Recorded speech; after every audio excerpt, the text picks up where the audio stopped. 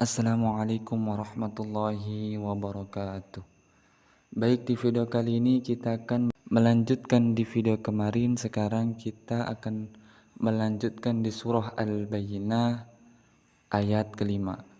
Sebelum itu mari kita membaca ta'awudz terlebih dahulu. A'udzu billahi minasy syaithanir rajim.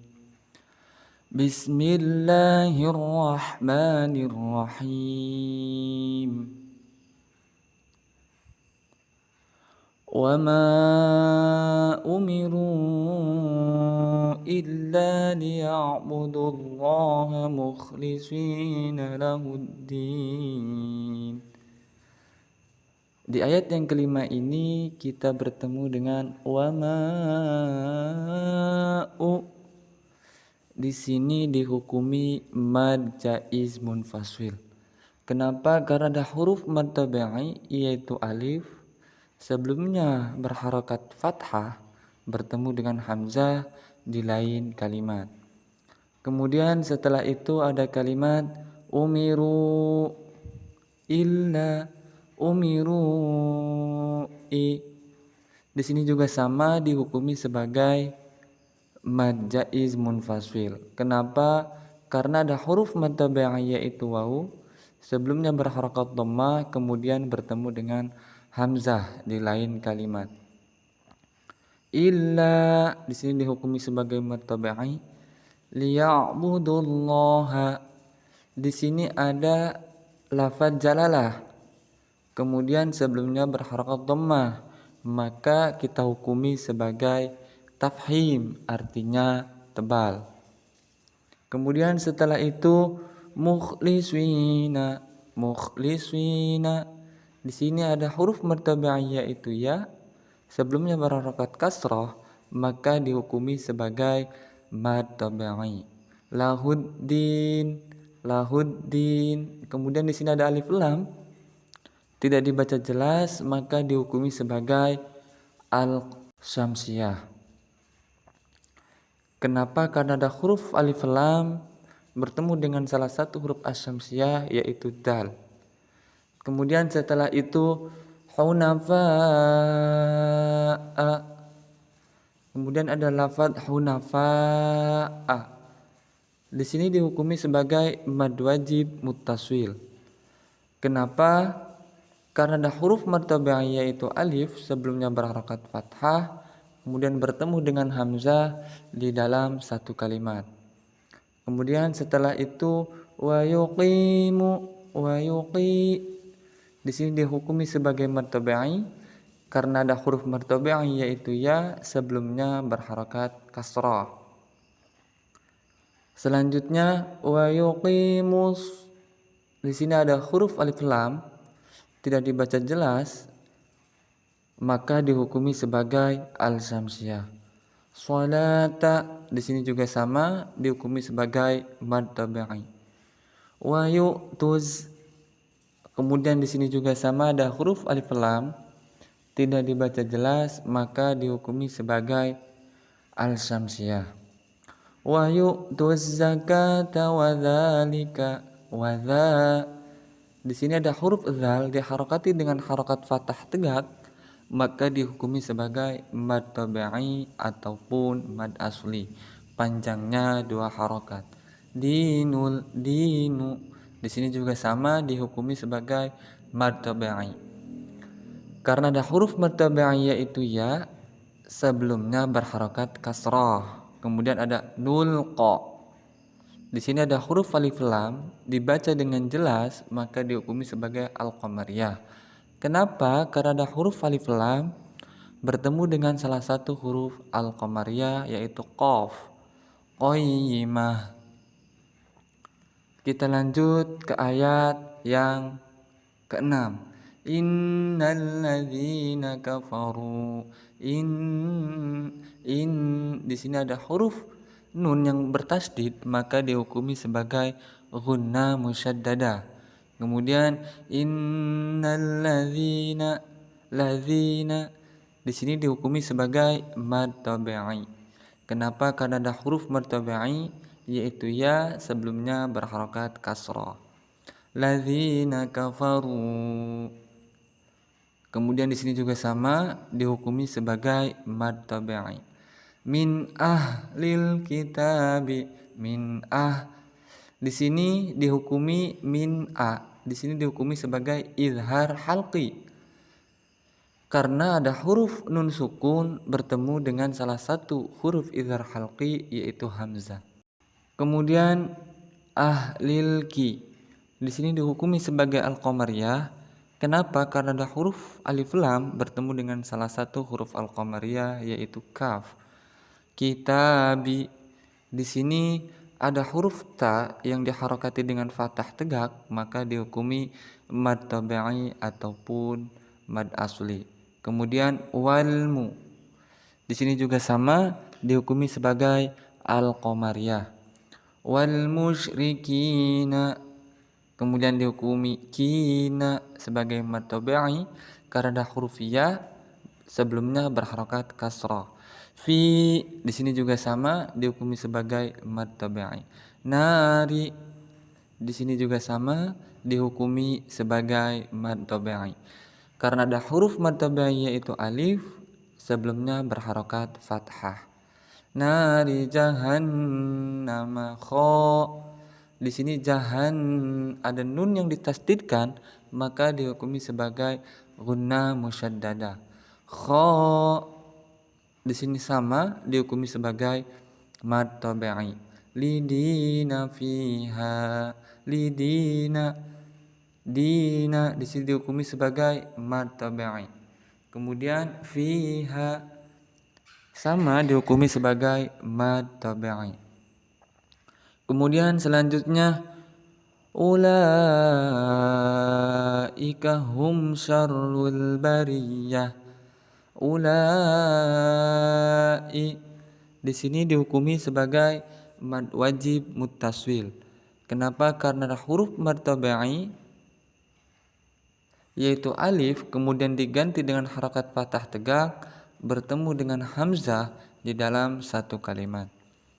Kemudian setelah itu humsya di sini dihukumi sebagai izhar syafawi. Kenapa? Karena ada huruf mim sukun bertemu dengan salah satu huruf izhar syafawi yaitu shin. Syarrul kemudian ada ra yang diharakati dengan dhammah maka dihukumi sebagai tafhim. Kemudian syarrul alif lam yang dibaca jelas maka dihukumi sebagai al-qamariyah. Kenapa? Karena ada huruf alif lam bertemu dengan salah satu huruf al-qamariyah yaitu ba. Kemudian kita lanjut ke ayat yang ke-7. Innalladzina inna di sini juga sama dihukumi sebagai gunnah musyaddada. Kemudian setelah itu ada ladzina maka dihukumi sebagai mad tabi'i. Kemudian ada amanu di sini dihukumi sebagai mad badal. Manu sama dihukumi sebagai mad tabi'i. Wa amilus sholihat kemudian ada huruf alif lam tidak dibaca jelas maka dihukumi sebagai al-syamsiyah. Kenapa? Karena ada huruf alif lam bertemu dengan salah satu huruf al-syamsiyah yaitu shad. Sholihat maka dihukumi ada ta yang sukun karena waqaf maka dihukumi sebagai hamz. Kemudian ulaika di sini ulaika dihukumi sebagai mad wajib muttaswil. Kenapa? Karena ada huruf mad tabi'i yaitu alif kemudian diganti dengan harokat fathah tegak bertemu dengan hamzah di dalam satu kalimat. Hum kha maka dihukumi sebagai izhar syafawi. Khairul ba dihukumi sebagai al-qamariyah. Bariyah. Kemudian kita lanjut ke ayat yang ke-8. Jazaa'uhum 'inda rabbihim. Jazaa'uhum Di sini juga sama, jazaa'uhum dihukumi sebagai mad wajib muttasil. Kenapa? Karena ada huruf mad tabi'i yaitu alif, sebelumnya berharokat fathah, bertemu dengan hamzah di dalam satu kalimat. Hum inda rabb.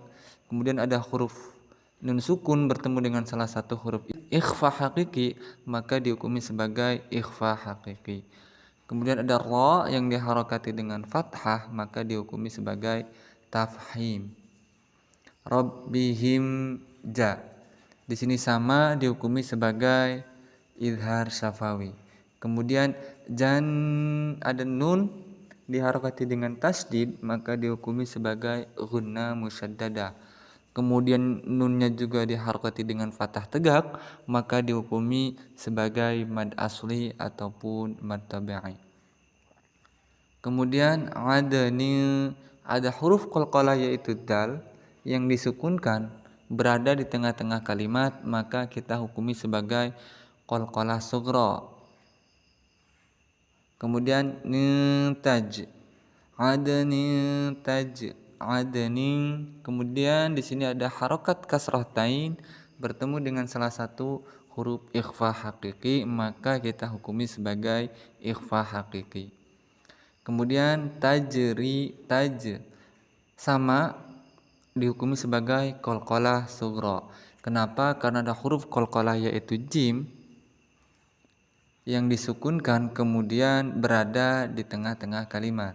Tajri dihukumi sebagai mad tabi'i, minta dihukumi sebagai ikhfa hakiki, tahtihal kemudian dihukumi sebagai al-qamariyah, anha di sini dihukumi sebagai izhar halqi. Kenapa? Karena ada huruf nun sukun bertemu dengan salah satu huruf izhar halqi yaitu ha. Haru kha, kemudian ada huruf kha yang diharokati dengan fathah tegak, maka dihukumi sebagai mad tabi'i. Lidina di sini juga sama dihukumi sebagai mad tabi'i. Fi di sini sama dihukumi sebagai mad tabi'i. Fiha abada. Kemudian ada huruf mad tabi'i yaitu alif, sebelumnya berharokat fathah bertemu dengan hamzah di lain kalimat atau di kalimat yang berbeda, maka dihukumi sebagai mad jaiz munfasil. Kemudian ada radhiyallahu, ada lafaz jalalah sebelumnya berharokat fathah, maka dihukumi sebagai tafhim. Kemudian anhum di sini sama dihukumi sebagai izhar halqi. Waradu di sini dihukumi sebagai mad tabi'i. Kemudian ada anhu, apabila diwaqafkan maka dibacanya an. Sedangkan lafaz nunnya dihukumi sebagai izhar halqi. Kenapa? Karena huruf nun sukun kemudian bertemu dengan salah satu huruf izhar halqi yaitu ha. Kemudian zalika, ada huruf zal yang diharokati dengan fathah tegak, maka dihukumi sebagai mad tabi'i. Liman kha, kemudian ada huruf nun sukun bertemu dengan salah satu huruf izhar halqi yaitu kha, maka dihukumi sebagai izhar halqi. Khasyiya rabbah, ada huruf ra yang diharokati dengan fathah, maka dihukumi sebagai tafhim. Oke, sampai di sini dulu pembahasan kita kali ini. Mari kita sama-sama membaca Shadaqallahul Azim. Kami ucapkan wassalamualaikum warahmatullahi wabarakatuh.